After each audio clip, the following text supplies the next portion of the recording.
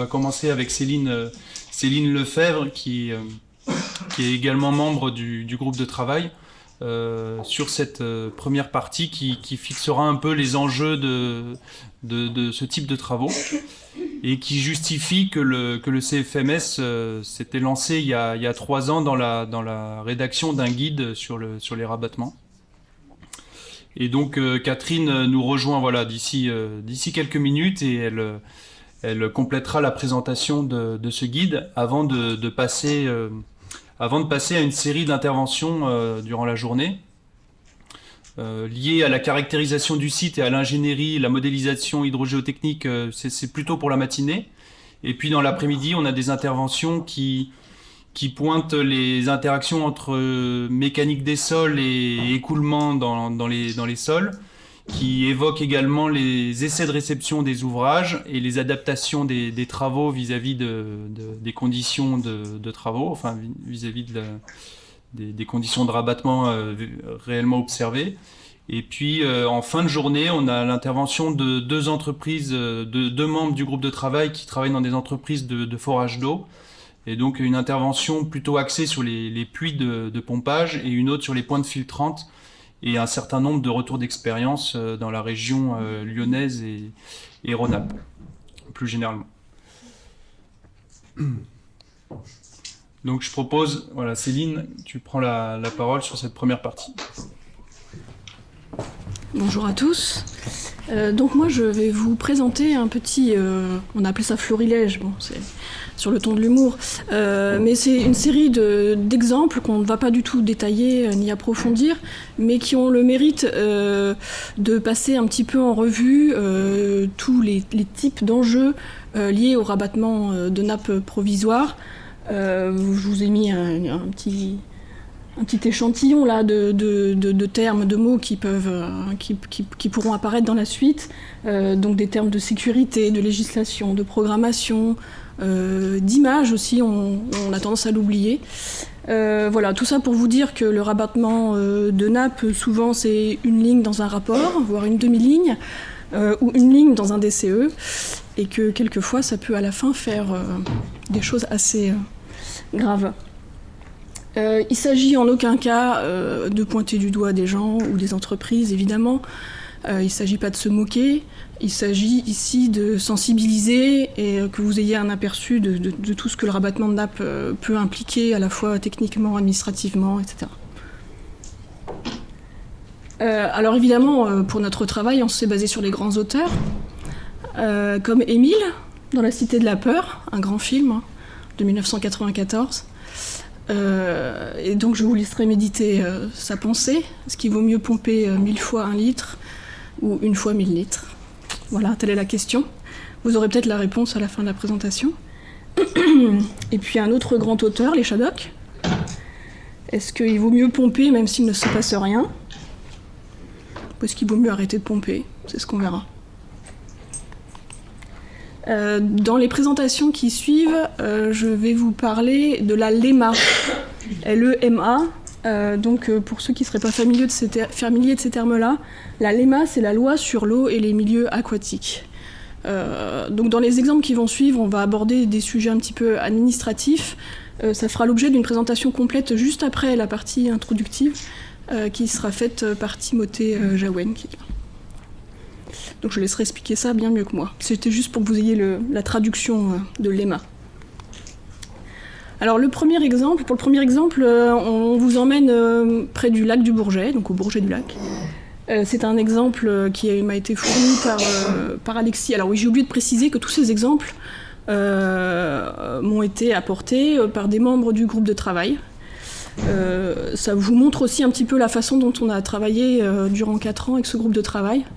C'est-à-dire de manière très solidaire, très interactive, où on s'est basé sur les retours d'expérience des uns et des autres, des compétences des uns et des autres, des sensibilités des uns et des autres. Et je pense que ce petit florilège d'exemples traduit assez bien la façon dont on a mené ce travail tous ensemble. Donc ici, c'est un exemple d'Alexis Parot, de la société DPG, donc une société qui réalise des pompages, et qui interviendra en fin de journée. Donc on est au Bourget du lac, Il s'agit d'un projet immobilier, un projet de bâtiment assez simple. Le promoteur a lancé les travaux, donc les parois berlinoises sont réalisées, les préterrassements sont réalisés, et puis très rapidement, le chantier se retrouve les pieds dans l'eau, comme vous pouvez le voir sur la photo de gauche. DPG est appelé pour faire un essai de pompage et puis dimensionner un système de rabattement de nappe pour que le chantier puisse se poursuivre au sec. Sauf que c'était pas prévu et qu'aucun dossier n'a été déposé à l'administration. Et donc le chantier est arrêté pendant 6 mois, le temps de constituer le dossier et de le déposer et que l'administration instruise le dossier.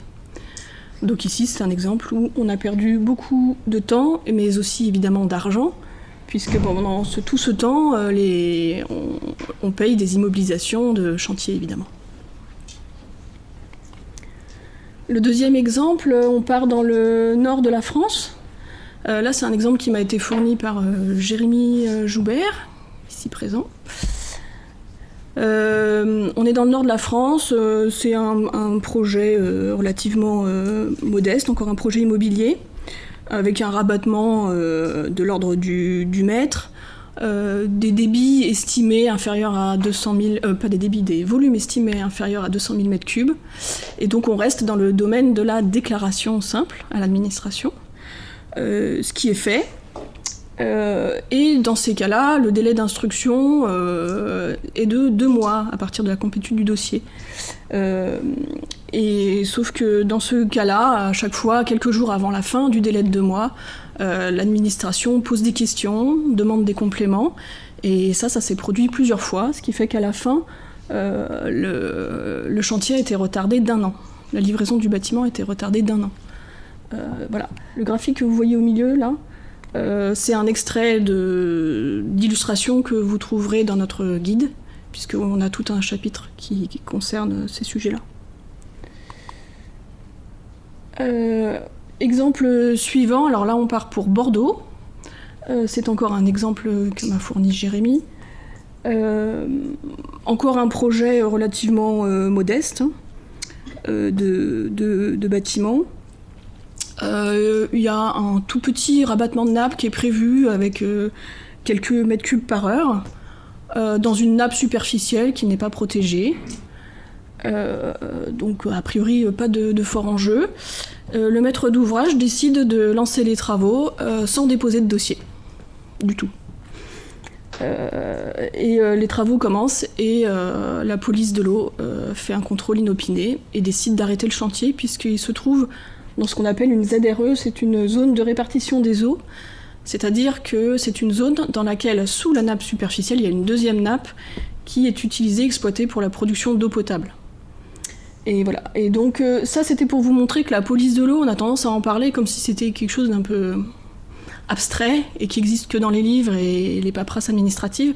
En fait, il y a vraiment une police de l'eau, c'est vraiment des vrais gens qui peuvent arrêter un chantier. Voilà. Autant vous dire que dans un cas comme ça, le chantier est arrêté pendant plusieurs semaines, et encore ça c'est un bon scénario parce que l'instruction s'est faite très rapidement. Mais surtout l'image du maître d'ouvrage, du maître d'œuvre, de l'entreprise, enfin que sais-je, est quand même sérieusement amochée dans ces cas-là. Et enfin un dernier exemple sur cette thématique. Alors là on repart dans le nord de la France.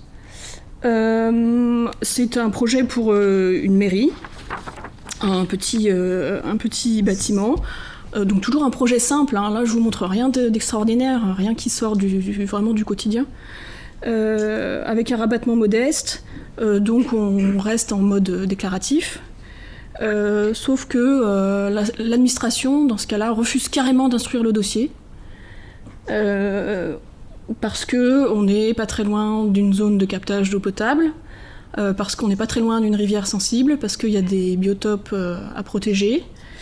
Et donc ce projet qui en fait consistait juste à niveler un peu le terrain pour avoir quelque chose d'horizontal, donc avec un petit déblai et remblai, pour permettre notamment de faciliter l'accès des personnes à mobilité réduite. Et ben, ce projet a dû carrément être redimensionné, redessiné pour épouser mieux la pente du terrain naturel et éviter le rabattement de nappe. Et puis donc je ne connais pas les détails, mais je suppose qu'il a fallu faire des rampes PMR, des ascenseurs PMR, etc., qui n'étaient pas du tout prévus au départ. Donc là, c'est un exemple, on a carrément un redimensionnement, une modification de la programmation d'un projet en lien avec un problème de rabattement de nappe. Voilà, je passe la suite à Maxime.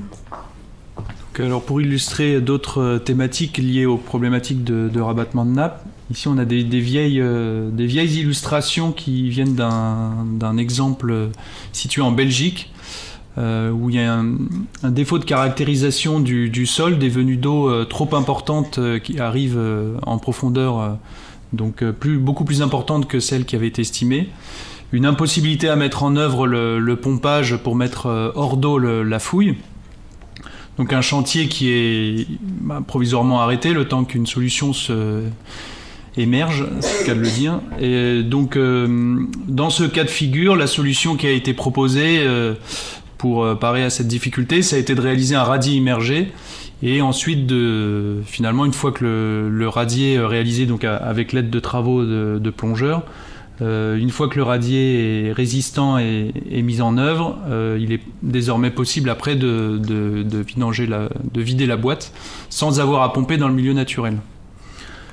Et donc dans ce cas-là, il y a eu également des conséquences évidemment en termes de planning et économique. Voilà, une autre difficulté, là on est sur un chantier plus récent dans le sud de la région parisienne. On a une fouille de 2 niveaux de sous-sol, pas très, très importante, dans les sables de Fontainebleau. Et puis une première stratégie de mise hors d'eau, c'est de réaliser des puits de pompage dans ce terrain. Donc c'est un exemple également qui a été apporté par des collègues du groupe. Première stratégie avec des puits dans un terrain qui est finalement assez fin avec une perméabilité assez faible de quelques 10-6 à 10-5 mètres par seconde. Donc premier constat finalement qui s'avère être assez logique, les puits donnent pas beaucoup de débit, la mise hors d'eau est très insuffisante, le rabattement ne concerne pas l'ensemble de la fouille, les terrains restent entièrement saturés, le fond de fouille n'est pas praticable. Il y a des défauts clairement de portance et au-delà de ça on le verra cet après-midi avec les interventions de Julien Marlinge et de Alexandre Bossier qui font le lien avec la géotechnique et les soutènements. On comprendra aussi cet après-midi qu'ici il y a également des problématiques de sécurité sur la butée. Voilà. Donc finalement ce chantier a finalement été mené avec la réalisation de pointes filtrantes beaucoup plus appropriées dans ce type de terrain et c'est une manière de répondre à la question d'Émile. Parfois il faut évidemment multiplier le nombre de points de prélèvement quitte à avoir des petits débits pour chacun de ces points là pour pouvoir finalement intéresser l'ensemble de la fouille. Et c'est illusoire de penser qu'on arrivera à pomper en un point au milieu de la fouille le débit nécessaire à la mise hors d'eau.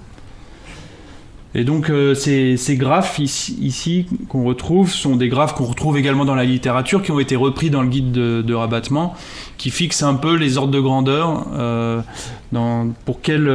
pour quelle perméabilité et quelle finalement granulométrie on envisagera plutôt la réalisation de puits de pompage, avec un pompage qu'on peut qualifier de gravitaire, et puis dans quelles conditions on privilégiera plutôt les pointes filtrantes,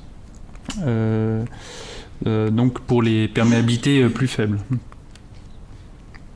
Alors sur la même thématique, ici on a une illustration qui montre des bouillonnements en fond de fouille, avec visiblement donc un gradient ascendant qui vient mettre quasiment en boulance le fond de fouille. Alors sans aller jusqu'à la boulance, on peut avoir des problèmes de portance de nos plateformes si le terrain est insuffisamment rabattu. Donc ici sur l'illustration de gauche, on a pourtant un effort, semble-t-il, qui est fait pour la mise hors d'eau de la fouille avec une stratégie là qui semble être mise en œuvre. mais insuffisamment entretenus, avec des puisards de fond de fouille qui sont insuffisants pour créer un rabattement significatif et assainir complètement la plateforme. Et donc on a des grosses difficultés pour la portance des machines. On voit là le poinçonnement des patins de la foreuse. Et alors ce genre de situation pour les foreuses de pieux peuvent finalement conduire à des situations dramatiques où la foreuse qui a des poids en tête de mât quand même conséquents, si on a un tassement, la différentielle des appuis de la machine, on a la machine qui peut cabaner. C'est le cas sur ce site où on devine là des présences d'eau, une zone un peu marécageuse. Ici il y a énormément de flaques, on voit une mise hors d'eau pas gérée du tout dans un terrain plutôt marécageux, et donc voilà, il y a une grosse problématique de sécurité au niveau de la plateforme. Alors ces problématiques de gradient ascendant, c'est problème au niveau de la plateforme et également problématique au niveau des soutènements. J'en ai parlé avec les interventions qu'on écoutera cet après-midi. Ici, on est sur un autre exemple qui marque les esprits et qui a été donc là voilà catastrophique. C'est au début des années 2000, hein, c'est pas très ancien, ça se situe à Cologne, et on a très probablement un défaut de gestion de la mise hors d'eau. On redresse pas les lignes de courant en fond de fouille, donc on a un gradient ascendant qui réduit la butée à quasiment rien, probablement du coup un chargement des appuis au-dessus excessif par rapport à ce qui est prévu, et puis les appuis cassent en cascade, la fouille, instabilité totale du fond de fouille, et finalement le bâtiment là, des archives de la ville se retrouve dans la fouille. Donc voilà, donc là, dans les analyses qu'il y a pu avoir de ce sinistre, la gestion de l'eau a une part très importante. Alors pour illustrer un peu peut-être ce qui s'est passé, une petite vidéo également qui permet d'imaginer une instabilité de fond de fouille. Alors on est sur pas une expérience, on est sur une illustration en laboratoire. Donc on est dans un aquarium avec une planche en plexi qui est collée aux parois. Donc là, le pied de soutènement n'est pas parti parce que la planche est collée au soutènement. Et donc cette planche, elle est ancrée dans du sable et on vient remplir un côté de l'aquarium. Et donc on génère une différence de charge entre l'amont et l'aval. Et donc là, on met en place un gradient hydraulique qui va venir du coup contourner l'écran et venir déstabiliser complètement le côté aval. Donc voilà, donc c'est exactement ce qu'on souhaite éviter, et ce que montrera les interventions de cet après-midi et ce qui est mis en exergue dans le guide, au point d'ailleurs d'en avoir fait l'illustration de la couverture du guide. C'est la volonté de prévenir ces instabilités de fond de fouille en utilisant les dispositions constructives appropriées pour redresser les lignes de courant et éviter d'avoir ces gradients ascendants à l'aval des soutènements. Voilà, donc j'en viens à une autre typologie de problème, c'est ce qu'on rencontre avec les sondages qui sont mal rebouchés et qu'on va rencontrer au niveau de nos fonds de fouille. Alors ici on a un exemple qui est un petit peu, un peu décalé, qui ne concerne pas un rabattement provisoire. C'est sur une situation définitive où on a un cheminement qui s'est fait entre une zone de dissolution en profondeur dans les masses et marnes de gypse, il me semble.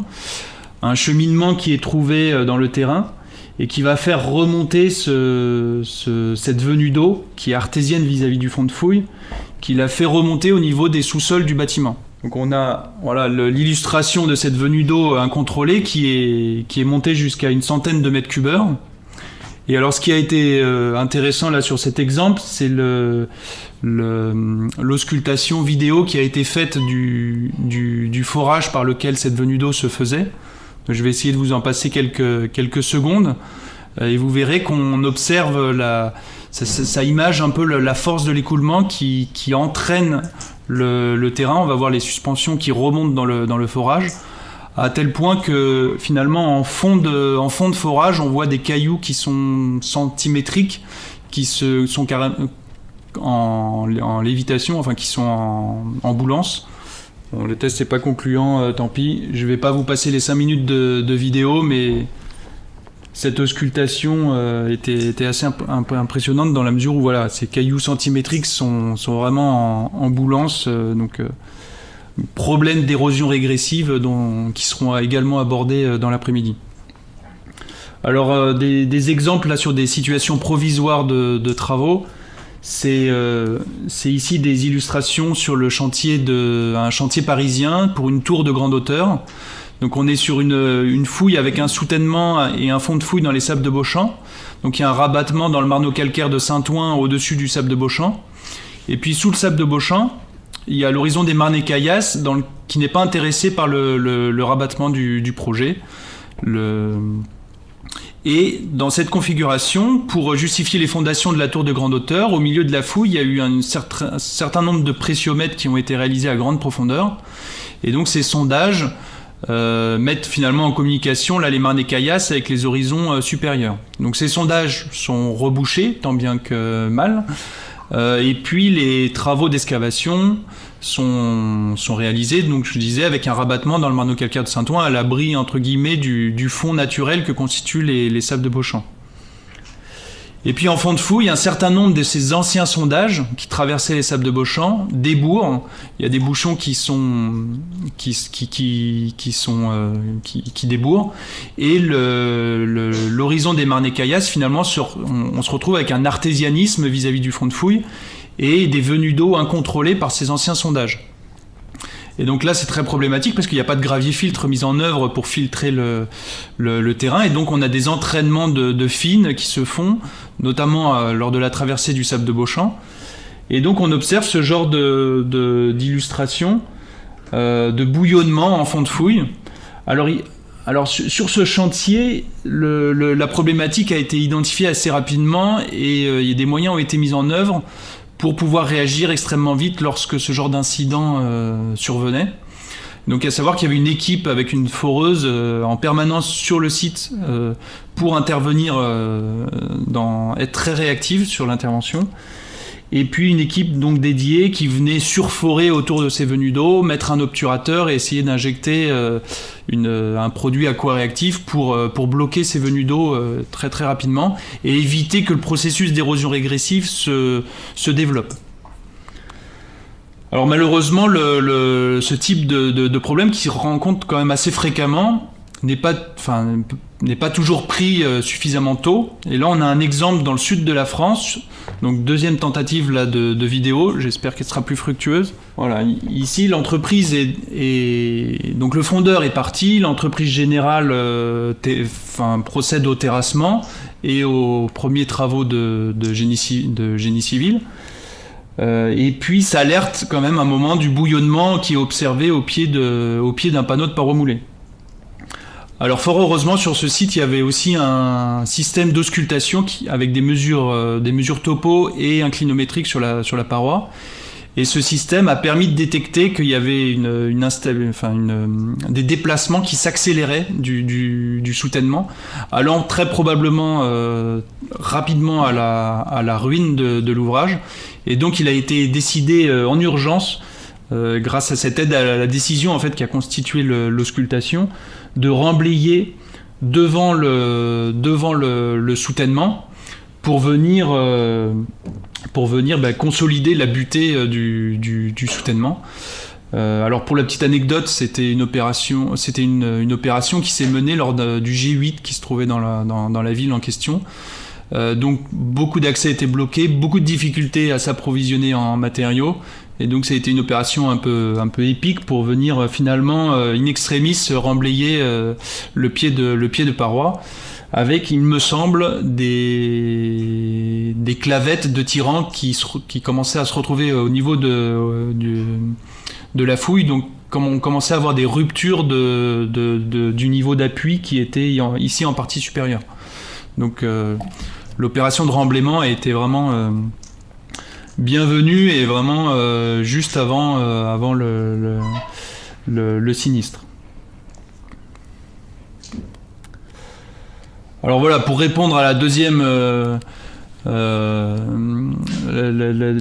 deuxième réflexion là, proposée par Céline en début d'intervention, parfois vaut mieux arrêter le pompage que de continuer à pomper. Arrêter le pompage, ça veut dire qu'on va annuler le gradient hydraulique qui est à l'origine du phénomène de déstabilisation, de l'action déstabilisatrice. Voilà. Céline reprend la main sur d'autres typologies de difficultés. Merci.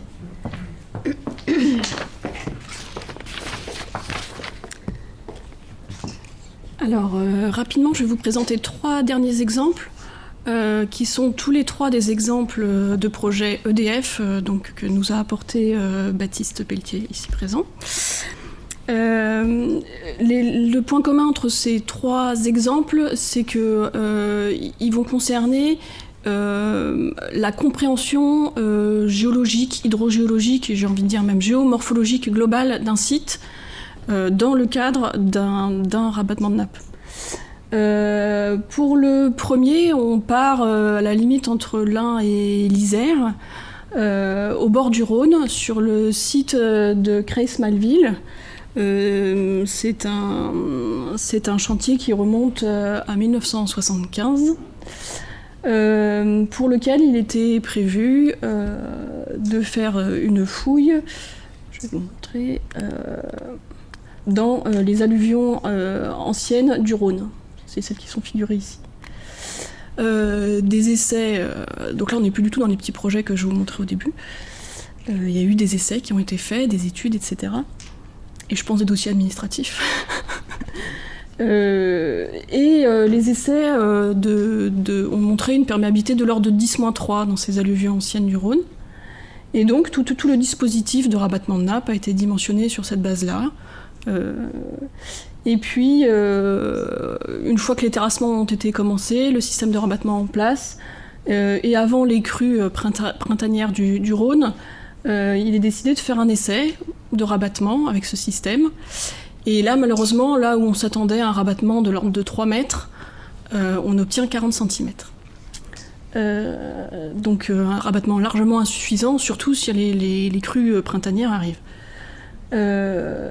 Et donc là, des essais complémentaires sont lancés en testant chacun des puits de pompage séparément, individuellement. Et là, on se rend compte qu'en réalité, du côté du Rhône, sur les puits du côté du Rhône, la perméabilité elle est 20 à 30 fois supérieure à celle qui avait été mesurée pendant les études. Et en fait, les gens se sont aperçus que les alluvions anciennes du côté du Rhône n'étaient évidemment pas les mêmes, enfin évidemment, c'est facile à dire après coup évidemment, que les alluvions anciennes côté terrasse, donc plus loin du Rhône. Et donc là, on est dans un exemple où vraiment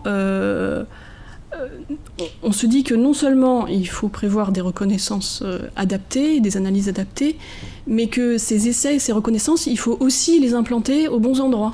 Et pour ça, il faut avoir compris un petit peu la géomorphologie globale d'un site, comment il était organisé et comment il s'était construit au fil du temps. Donc ça, c'est un sujet dont va vous parler Julien Kirmayer tout à l'heure, sur les reconnaissances et les essais à prévoir dans le cas de la conception d'un rabattement de nappe.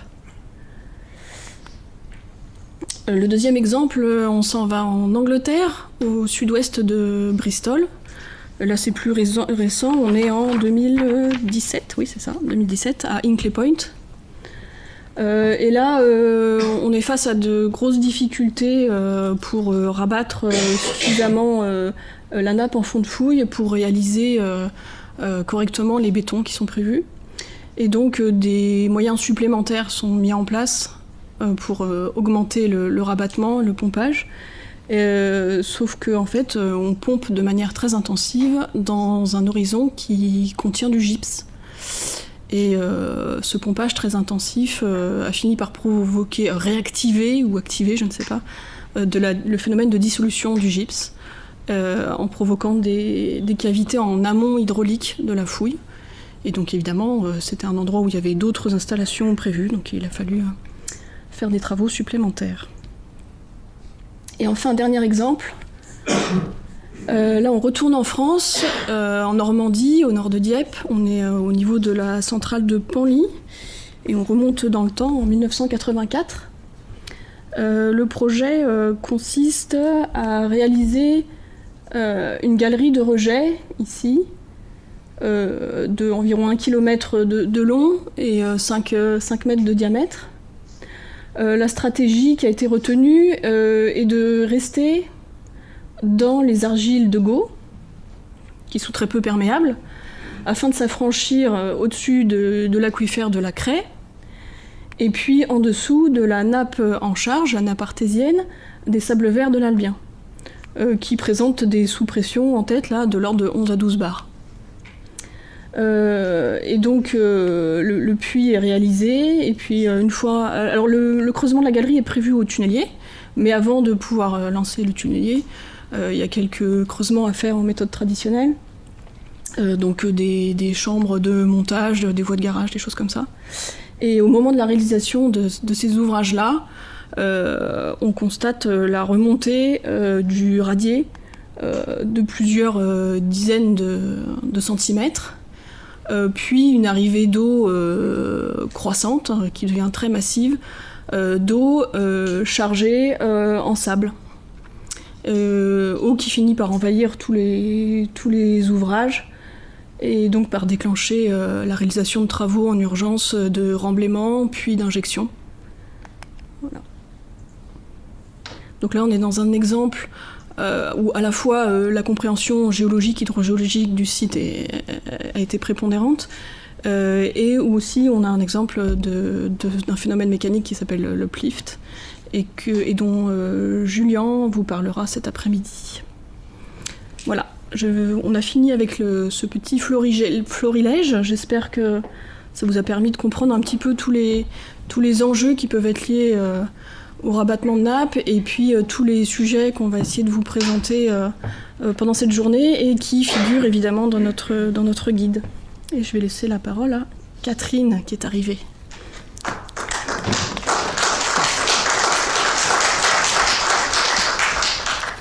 Oui, merci Céline et merci Maxime d'avoir démarré la journée dans les délais.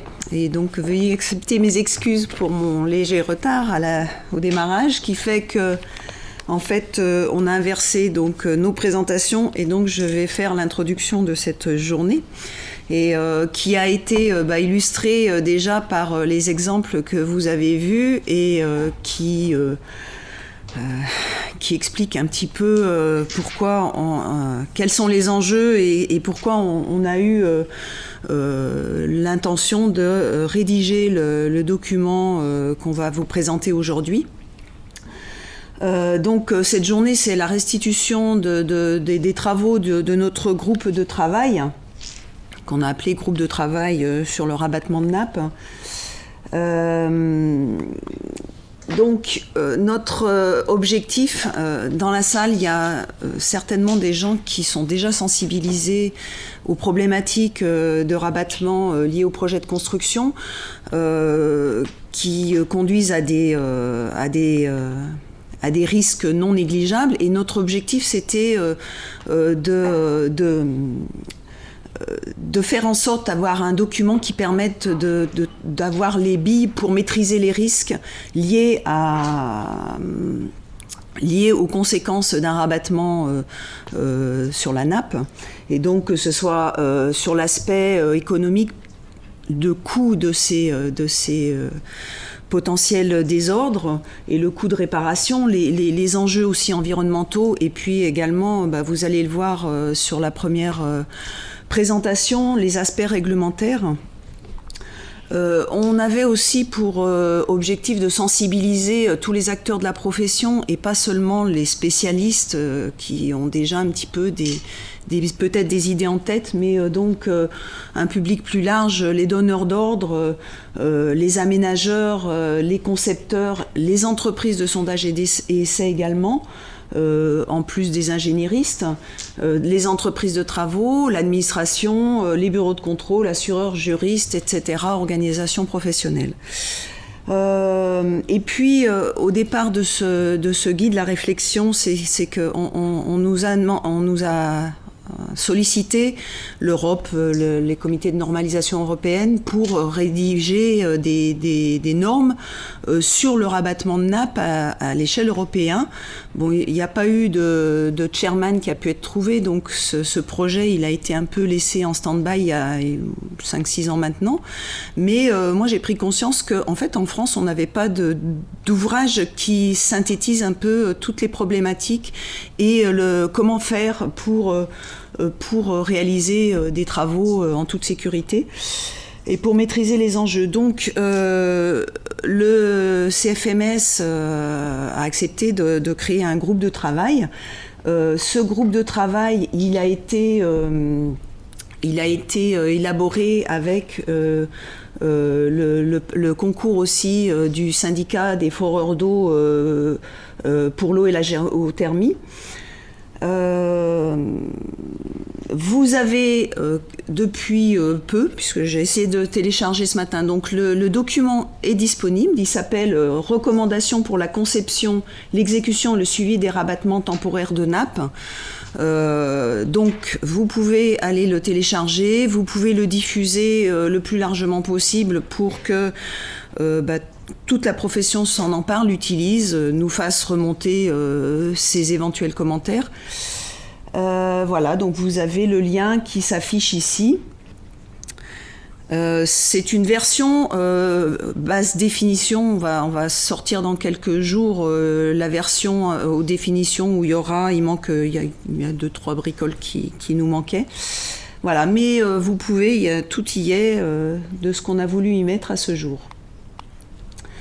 Alors le groupe de travail, je vais demander à mes camarades qui ont participé au groupe de travail et qui sont dans la salle de me rejoindre parce que je voudrais les présenter. Pour ceux qui sont là, on était une douzaine.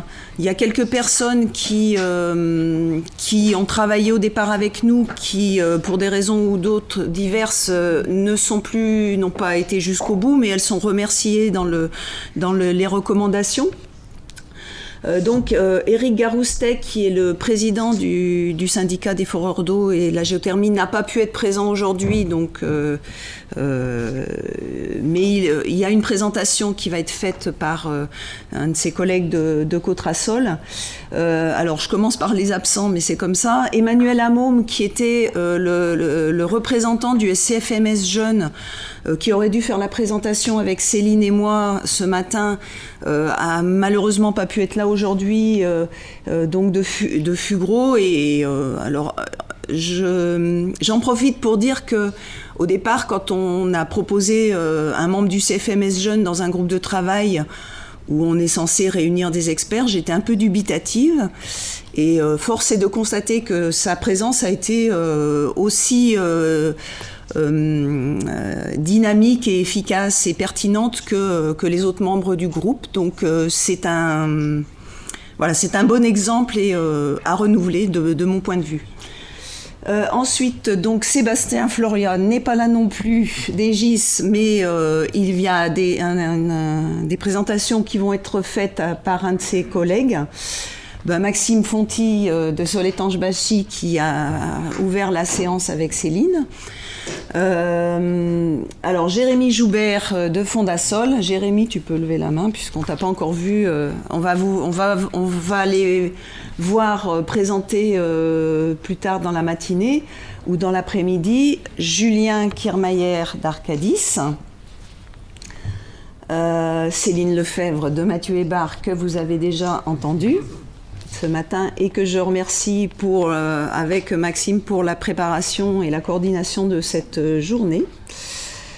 Julien Marlinge de Terrasol, voilà, que je remercie également, lui et Terrasol pour l'accueil dans les locaux de Terrasol pour la plupart de nos réunions quand on n'a pas été en Teams pour des raisons que vous connaissez.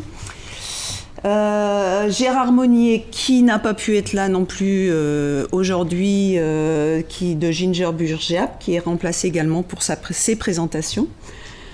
Alexis Parot, DPG Pompage, qui est présent aujourd'hui. Et Baptiste Pelletier, EDF TEGG, qui est également présent. Voilà. Donc moi, je suis très contente d'avoir travaillé avec toute cette équipe. Ça a été une trentaine de réunions dynamiques avec des échanges entre l'ingénierie, on va dire, avec des géotechniciens, des hydrogéologues, et aussi des praticiens du forage d'eau à travers Alexis et Eric. Ça a été très constructif. On a eu beaucoup de discussions allant chaque fois dans le consensus. Et donc ça a duré 3 ans, une trentaine de réunions. Mais voilà, moi je suis très très contente du résultat et voilà, on va vous présenter à travers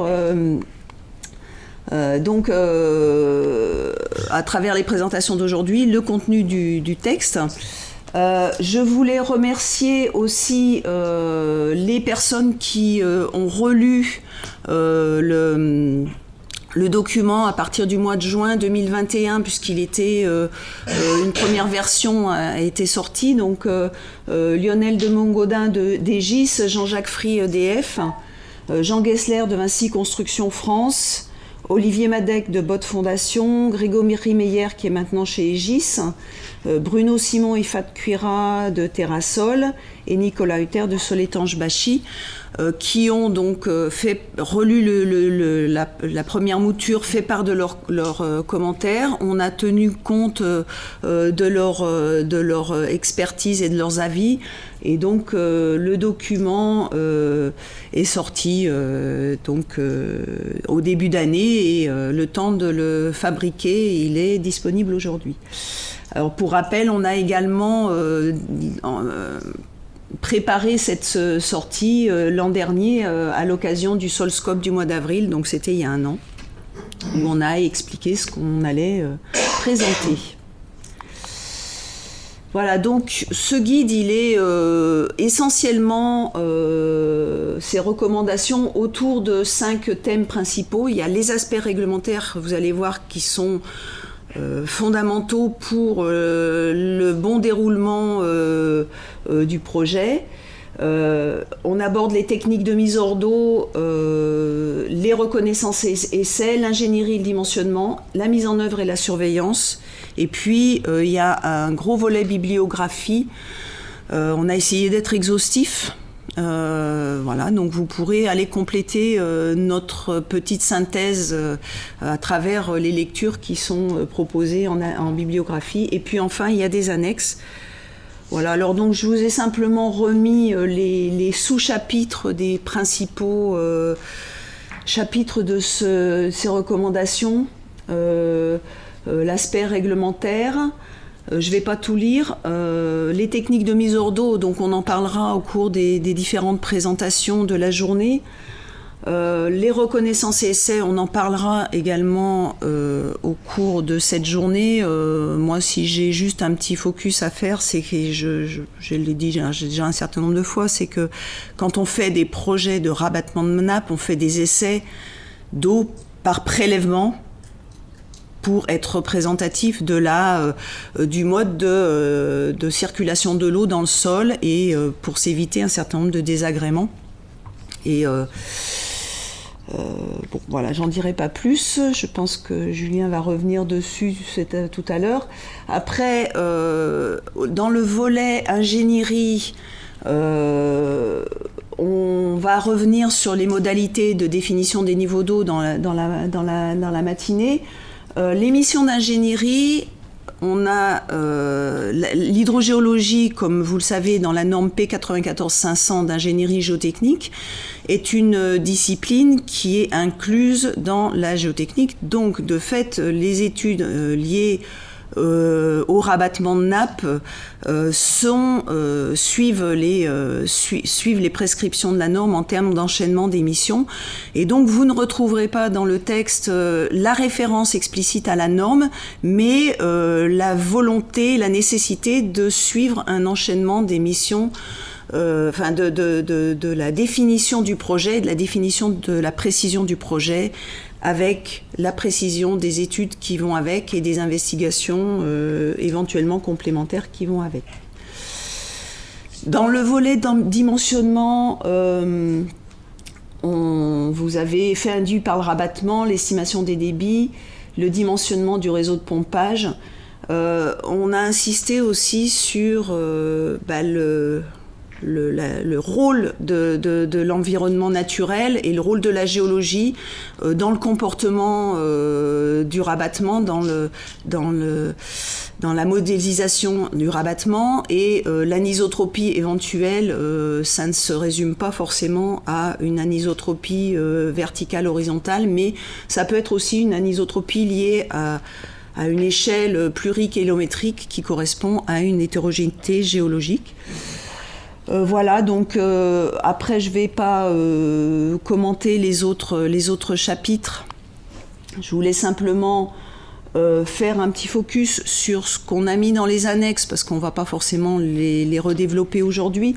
On a essayé de mettre dans le texte la partie un peu pratique, démarche, et on a reporté en annexe les volets un peu plus théoriques ou les volets un peu plus détaillés, par exemple pour définir comment fonctionne un éjecteur, parce que finalement c'est une technique qui est assez peu utilisée.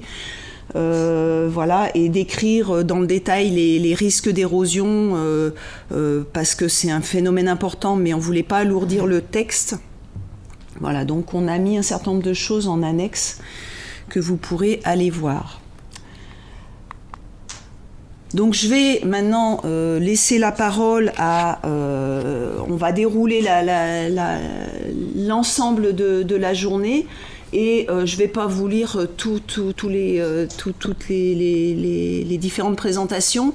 Je vais simplement demander au premier présentateur, qui est donc Timothée Jaouen, donc qui remplace au pied levé Gérard Monnier, qui n'a pas pu venir. J'ai l'opérateur à côté de moi qui... vous êtes hydrogéologue chez Burgéap, dans l'équipe de Gérard. Dans l'équipe de Gérard. Voilà, donc je vous laisse la main, et vous avez, si je ne dis pas de bêtises,